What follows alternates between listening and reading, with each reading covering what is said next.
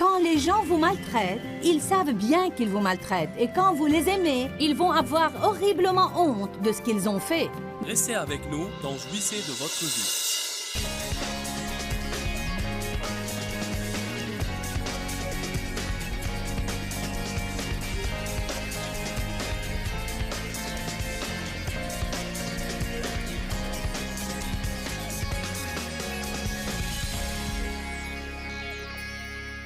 Luc 6, 27. Mais je vous dis, à vous qui m'écoutez maintenant, prenez garde, prenez l'habitude d'aimer vos ennemis, traitez-les bien, faites du bien et agissez noblement envers ceux qui vous haïssent et qui vous poursuivent de haine. Invoquez les bénédictions et priez pour le bonheur de ceux qui vous maudissent. Implorez les bénédictions et les grâces de Dieu pour ceux qui vous maltraitent, qui vous vilipendent, reprochent, dénigrent et tyranniquement abusent de vous. Maintenant, quand quelqu'un nous fait du mal, nous allons automatiquement dans la chambre du non-pardon. La chambre de la vengeance. Nous pensons à ce qu'ils nous ont fait et combien c'est injuste et combien c'est injustifié.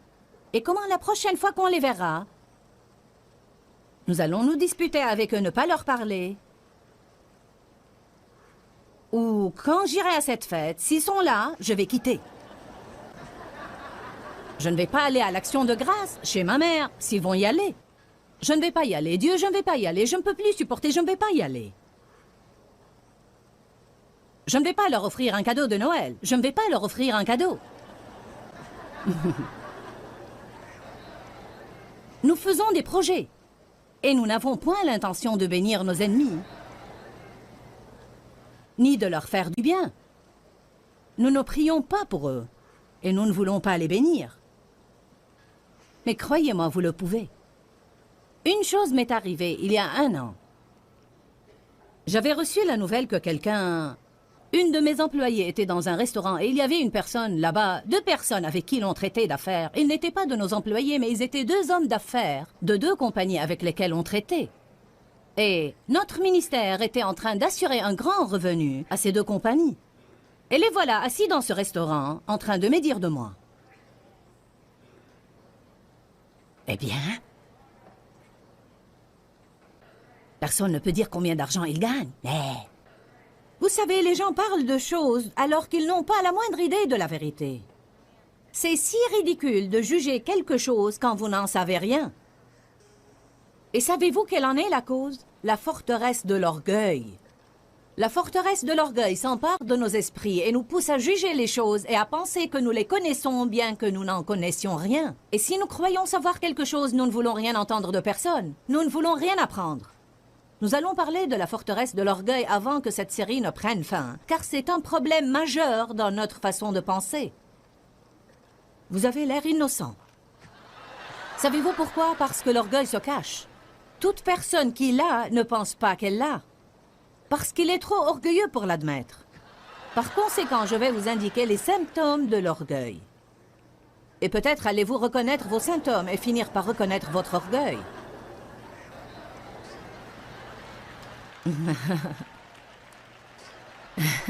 Mais je ne vais pas vous dire en quelle séance je vais en parler. Sinon, ceux qui en ont le plus besoin ne viendront pas.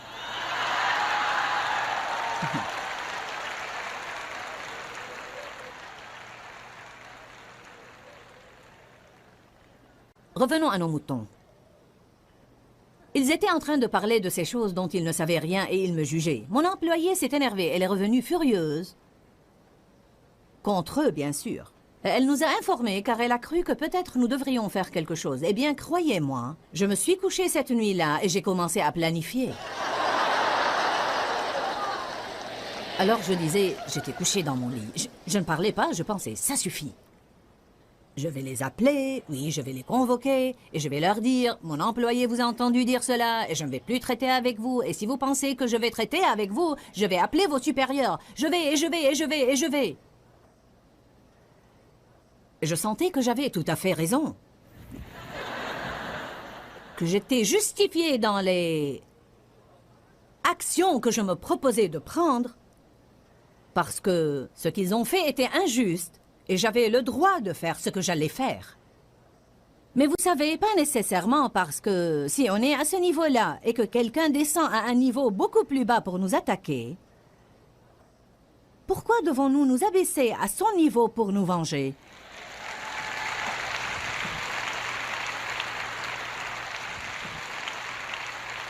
Voyez-vous, nous nous disons sur le coup, eh bien, c'est bien trop dur. Mais il faut penser différemment. Si c'est ce que Dieu me demande de faire, je peux le faire. Eh bien, au milieu de la nuit, je me suis réveillée et... Vous savez, vous vous réveillez, c'est comme un enregistreur qui était en pause. L'avez-vous jamais remarqué? N'est-ce pas étonnant comment vous pouvez vous réveiller et immédiatement, tout reprend? Quand je me suis réveillée, tout a recommencé. Je vais faire ceci et je vais faire cela et quelque chose d'autre. Je suis revenue au lit et le Saint-Esprit m'a parlé. Il m'a dit, tu ne vas rien faire. Ce que tu vas faire, c'est leur envoyer des cadeaux. Et tu vas leur dire combien tu apprécies leur bon travail. Et je vais vous dire une chose. Après avoir prêché ce sujet pour tant d'années, c'était la première fois que je faisais ça. C'est bien plus facile de l'écouter et même de le prêcher que de le faire. Et quand j'ai entendu Dieu me le dire, la joie du Seigneur a envahi mon âme et j'ai pensé que c'était la chose la plus drôle.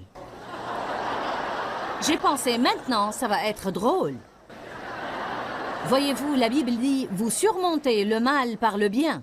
Vous surmontez le mal par le bien. Vous ne pouvez pas surmonter le mal par le mal. Vous devez surmonter le mal par le bien. Mais écoutez-moi, rien dans vos sentiments ne va vous pousser à faire ça. Votre esprit ne va pas automatiquement vouloir bénir un de vos ennemis. Alors savez-vous ce que vous devez faire? Vous devez penser de la sorte exprès. Vous pouvez vous pousser à penser exprès. Nous n'avons pas le droit de penser à tout ce qui nous passe par la tête. Et nous ne sommes pas obligés d'attendre qu'une bonne idée vienne à nous. Nous pouvons penser à de bonnes choses exprès. Vous pouvez avoir un ennemi et penser, d'accord Dieu, j'ai compris.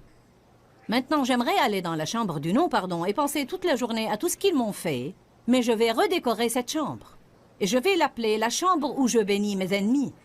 Et dorénavant, quand quelqu'un me fera du mal, je vais aller dans cette chambre pour penser, mais je ne vais pas penser comme j'en avais l'habitude. Je vais m'asseoir et penser, d'accord, comment pourrais-je les bénir? Que pourrais-je faire, Dieu, pour montrer au diable qu'il ne va pas m'affaiblir et me terrasser par ses attaques? Dieu pourrait juste vous dire, priez. Il pourrait dire, ne racontez ça à personne. Ne ruinez pas leur réputation en racontant à tout le monde ce qu'ils vous ont fait. Mais nous aimons faire ça, n'est-ce pas? Dans ce cas, Dieu m'a dit de leur envoyer un cadeau. Mais vous savez, ça pourrait ne pas être toujours sage. Ça pourrait ne pas être toujours le cours d'action à suivre parce qu'il se peut que quelqu'un interprète cette action mal. Et vous savez, même s'en servir contre vous, vous devez être guidé par l'esprit. Mais même quand vous priez pour vos ennemis, vous les bénissez. Et l'idée vous vient, eh bien, je ne veux pas prier qu'ils soient bénis, car je ne veux pas qu'ils le soient. Mais ne vous inquiétez pas, Dieu ne va pas bénir vos ennemis avec des choses avant de les bénir avec quelques révélations. Et si nous prions Dieu de bénir nos ennemis, une des premières choses qu'il va les bénir avec, c'est la révélation de leurs propres actions. Et le Seigneur peut les amener à un lieu de repentir, mais nous non. Vous pouvez amasser des charbons ardents sur les têtes de vos ennemis en les aimant quand ils ne vous aiment pas. Et laissez-moi vous dire une chose, quand les gens vous maltraitent, ils savent bien qu'ils vous maltraitent. Et quand vous les aimez, ils vont avoir horriblement honte de ce qu'ils ont fait. Mais si vous vous vengez et vous vous énervez et vous vous disputez avec eux, vous vous réduisez à participer à une compétition de furieux. Est-ce que vous comprenez ce que je veux dire ce matin? Mais je ne veux pas que vous l'entendiez seulement par vos oreilles. Je veux que vous voyiez le principe spirituel derrière ça. Et la force qui réside dans ce que je vous dis. Il y a une force quand on bénit nos ennemis. Pourquoi Jésus sur la croix a tout de suite dit « Père, pardonne-leur car ils ne savent pas ce qu'ils font ». Il est notre exemple. Il a prié Dieu de pardonner ses ennemis. Il a dit « Ils sont ignorants, ils ne savent pas ce qu'ils font ». La plupart des gens qui nous font du mal ne savent pas ce qu'ils font non plus. Ils agissent dans l'ignorance. Et les gens qui ont souffert font souffrir les autres. Les gens qui souffrent font souffrir. Bien souvent, les gens agissent à partir de leurs propres souffrances et blessures émotionnelles, et ils ne savent pas ce qu'ils font. Pourquoi Étienne a prié quand ils l'ont lapidé? Pardonne-leur, Seigneur, car ils ne savent ce qu'ils font. Pourquoi croyez-vous que Moïse, immédiatement, tomba sur sa face et pria pour Aaron et pour Myriam quand ils disaient du mal de lui? C'était sa première réaction automatique. N'allez pas me dire que Moïse s'est comporté de cette façon par hasard. Il a dû choisir de penser de la façon dont nous sommes en train de parler. Comment pensez-vous que Joseph a dit immédiatement à ses frères qu'il avait jeté dans une fosse et qu'ils l'ont vendu en esclave? Soyez sans crainte, je vous pardonne, je ne suis pas à la place de Dieu. Le mal que vous m'avez médité, Dieu l'a changé pour mon bien. Je vais m'occuper de vous et de vos enfants. Alors, voyez-vous, ce n'est pas quelque chose que j'invente ce matin, c'est partout dans la parole de Dieu. Si nous voulons avoir les victoires que ces gens ont eues, alors nous devons faire ce qu'ils ont fait. Et quand Jésus a dit « Suivez-moi », il voulait dire « Suivez mes principes ». Lisez la Bible, voyez ce qui est écrit dedans sur la façon de vivre, et faites ce que j'ai dit, et vous allez avoir les résultats que j'ai dit que vous allez avoir.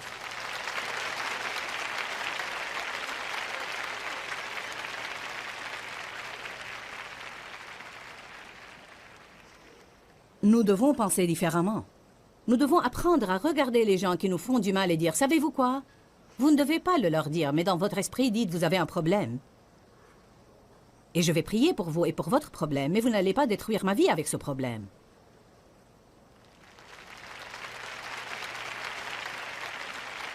Vous devez regarder ces gens qui vous volent votre joie. Vous devez les regarder et penser « Savez-vous quoi? J'ai voulu toute ma vie que vous soyez heureux. Et je réalise finalement que vous ne voulez pas être heureux. Alors j'ai décidé maintenant que je ne veux pas être malheureux parce que vous voulez être malheureux. Votre malheur ne va pas voler mon bonheur. Je vais être heureux. Je vais avoir de la joie et je vais l'avoir dans le Seigneur. Et j'espère qu'un jour vous allez faire comme moi. Je vais prier pour que vous fassiez comme moi et que vous ayez la joie du Seigneur, mais vous n'allez pas voler la mienne. Allez, vous devez commencer à faire de meilleurs projets.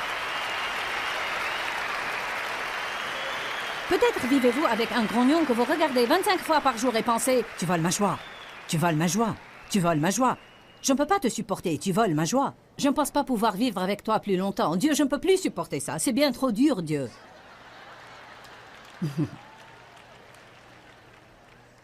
Vous me dites « Comment sais-tu tout ça ?» Eh bien, je l'ai tout vécu.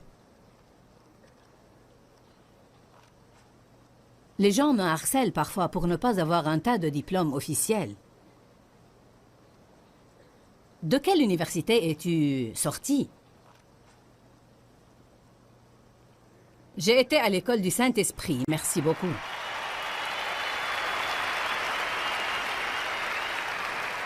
Et j'ai terminé mes études dans l'université de la vie. Je suis une survivante. Survivante victorieuse.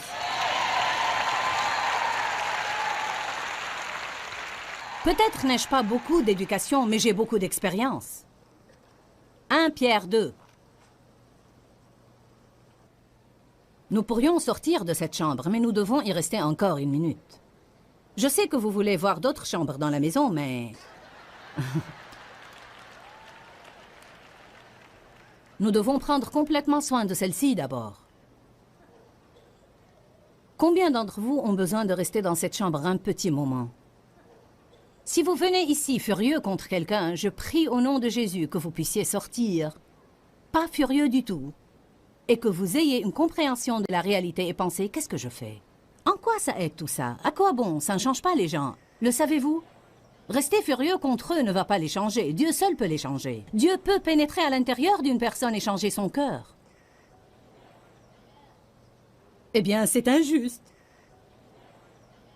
Et qui a dit que la vie était juste? 1 Pierre 2, 23, à propos de Jésus. Quand il était dénigré et injurié, il ne dénigrait ni injuriait en revanche. Quand il était maltraité et souffrait, il ne faisait point de menace de vengeance, mais s'en remettait entièrement à celui qui juge justement. Je ne peux pas vous dire combien de fois dans ma vie j'ai dû chercher ce passage et le lire. Chaque fois que quelqu'un me faisait du mal, ou quand je m'énervais à cause de Dave, ou à cause d'un de mes enfants, ou quand je sentais que quelqu'un a été injuste envers moi, que de fois j'ai dû chercher ce passage. Vous savez, Quand vous sentez que vos émotions vous poussent jusqu'au point de l'effondrement, réfugiez-vous dans la parole de Dieu. Quand vous vous blessez, vous avez tout genre de remèdes que vous pouvez utiliser, peut-être un pansement ou quelques pommades tropicales ou une pilule pour la douleur ou autre. La parole de Dieu est le remède de nos âmes. Quand vous sentez que vous êtes sur le point de vous effondrer émotionnellement et que vous pensez « je n'en peux plus », ayez recours à des passages de la Bible et prenez votre remède divin, car il y a la vie dans la parole. Quand Jésus était maltraité, il n'a pas maltraité les gens en revanche. Qu'a-t-il fait? Il s'en est remis entièrement et il a remis la situation en entier à Dieu, qui juge justement. Que de fois, avec les dents serrées et les larmes chaudes, j'ai dû dire « D'accord Dieu, je choisis de te faire confiance. » Je ne sais pas pourquoi ceci est arrivé, je ne sais pas pourquoi les gens se permettent de traiter les gens de cette façon. Je ne comprends pas, Seigneur. J'essaie juste d'aider les gens. Mais je te fais confiance. Je crois que tu vas établir la justice et que tu vas me justifier. Et j'ai vu Dieu faire beaucoup de choses merveilleuses dans ma vie. Dieu peut faire en une seconde ce qui ne peut être accompli en 25 ans de travail laborieux. Ce n'est ni par la puissance, ni par la force, mais c'est par mon esprit, dit le Seigneur. Entraînez-vous à avoir des pensées de confiance. Allons dans une autre chambre. La chambre du vivre dans le passé. Ah, vraiment, nous y passons du temps, n'est-ce pas? Nous nous y installons et nous pensons à nos anciens péchés et à toutes les raisons pour lesquelles Dieu n'a pas pu nous bénir à cause des mauvaises choses que nous avons faites, alors pas la peine de prier. Nous allons et pensons à toutes les choses que les gens ont fait pour nous, je veux dire contre nous. Nous pensons à ce qu'ils ont fait contre nous. Et puis nous y allons et nous pensons à tout ce que nous avons perdu. Mon enfance m'a été volée, c'est vraiment injuste. Je n'ai pas vécu mon enfance, c'est pourquoi j'ai tant de problèmes. C'est vraiment injuste. Dieu nous donne la splendeur au lieu des cendres, mais soyez prêts à renoncer à la cendre. Car nous gardons notre cendre et restons dans la chambre du vivre dans le passé.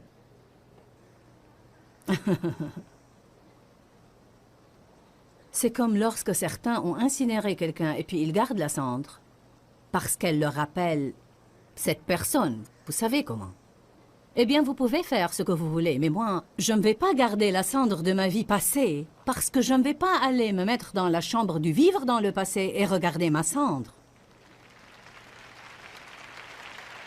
Je veux la splendeur au lieu des cendres, une huile de joie au lieu du deuil, un vêtement de louange au lieu d'un esprit abattu. Je veux voir un changement dans ma vie.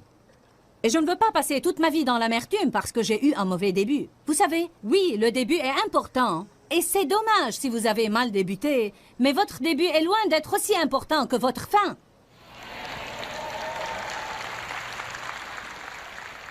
Combien d'entre vous ont décidé d'avoir une bonne fin? Nous avons tous un passé. Il n'y a personne ici qui n'a pas de passé. Mais le passé est appelé le passé parce qu'il est passé.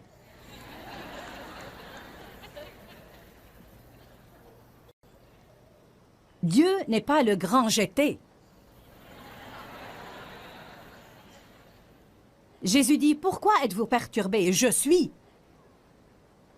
Quand vous vivez dans le passé, la vie est dure car il n'est pas le grand jeté. Quand vous vivez dans le futur, la vie est dure parce qu'il n'est pas le grand je serai. Lorsque demain viendra, il sera là, mais il dira « Je suis ». Vous ne pouvez pas aller vous mettre dans la chambre du passé et méditer sur le grand jeté.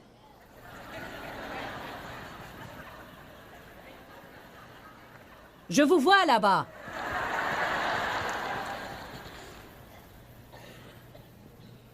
Vous devez prendre garde de ne pas penser aux victoires du passé.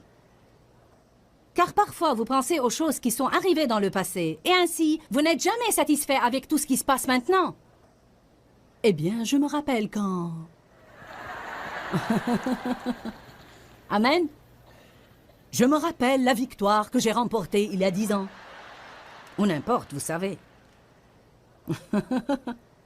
Je peux être ici aujourd'hui et penser à la conférence des femmes qui a eu lieu en octobre dernier et être déçue de la présente réunion.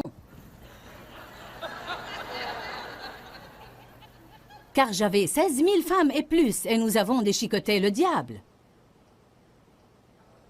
L'Esprit de Dieu agissait différemment que dans cette conférence. Savez-vous ce que j'ai découvert? L'onction n'est pas la même partout. Et vous ne pouvez pas mettre Dieu dans une petite boîte. Dieu est Dieu. Et il ne vit pas dans une boîte. Et si vous essayez de le garder dans une boîte, alors vous allez être toujours déçus. Combien d'entre vous comprennent ça? Vous savez, vous ne pouvez pas revenir à ce que vous n'avez pas aimé et revenir à ce que vous avez aimé. Vous devez vous rendre compte qu'ils sont révolus. Je ne vais jamais avoir la même réunion, mais j'espère avoir une réunion plus importante. Je ne voudrais pas une aussi bonne que l'autre, je voudrais une meilleure. Mais je suis heureuse de ce qui se passe ici aujourd'hui, car le grand je suis est là. Et tout ce qu'il fait aujourd'hui est évidemment ce dont on a besoin aujourd'hui, et c'est important pour aujourd'hui. Je n'ai pas à revenir à ce qui était, je peux être heureuse aujourd'hui. Beaucoup de gens ne savent pas apprécier le moment où ils sont. Ils ont un but déterminé et ils ne vont apprécier que ce qui aura lieu après. Quand je prendrai ma retraite, quand les enfants finiront l'école, quand j'aurai une plus grande maison. Et que faites-vous maintenant? Il est le grand je suis. Je crois que chaque jour nous devons avoir un nouveau début. La compassion de Dieu se renouvelle. La Bible vous dit que faire de vos péchés, vous repentir, les reconnaître, vous repentir, les confesser, recevoir le pardon de Dieu et puis aller de l'avant. Lâcher prise de ce qui est derrière et aller de l'avant vers les bonnes choses qui vous attendent. Paul a dit, je fais une chose, c'est ma seule aspiration, j'oublie ce qui est en arrière. Il n'y a qu'une solution pour le passé, l'oublier. Amen. J'ai été maltraitée dans mon enfance, mais il n'y a rien que je puisse faire à ce sujet maintenant. Pour cela, j'ai choisi de l'oublier et aller de l'avant. Il y a des choses dans votre vie que vous devez confier à Dieu. Vous devez les confier à Dieu et vous devez décider de ne pas passer votre vie à essayer de comprendre le pourquoi derrière tous les quoi.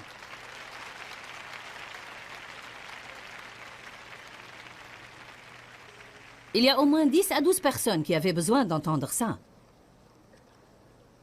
Nous faisons ça. Pourquoi l'abus des enfants existe? Je ne sais pas. Je m'efforçais en vain de le comprendre, alors finalement j'ai décidé, Dieu est Dieu et je suis une personne, et je lui confie tout ça. Car je n'y peux rien. Mais je crois que je vois ici dans la Bible que je peux avoir un futur. Quand quelqu'un d'autre était en charge de ma vie, il prenait les décisions à ma place et ces mauvaises décisions m'ont affecté. Maintenant, je suis dans un lieu différent. C'est un nouveau jour. Un nouveau jour. Nous avons une nouvelle alliance. La miséricorde de Dieu est nouvelle tous les jours. Si seulement vous le saviez, la Bible parle d'un nouveau ciel et d'une nouvelle terre. Regardez, je vais faire une chose nouvelle. Je vais vous donner un cantique nouveau. Dieu aime le nouveau. Il aime le frais et le nouveau. Il n'aime pas l'ancien et l'usé. Il a dit, vous ne pouvez pas coudre un morceau neuf sur un vieil habit. Aujourd'hui au programme, nous avons parlé en fait de l'importance de nettoyer nos pensées. Maintenant, je veux dire que nous ne pouvons pas le faire sans l'aide de Dieu, car sans lui, nous ne pouvons rien faire. La Bible nous enseigne dans 2 Corinthiens chapitre 10 que nous devons renverser les imaginations erronées et renverser toute hauteur qui s'élève contre la véritable connaissance de Dieu.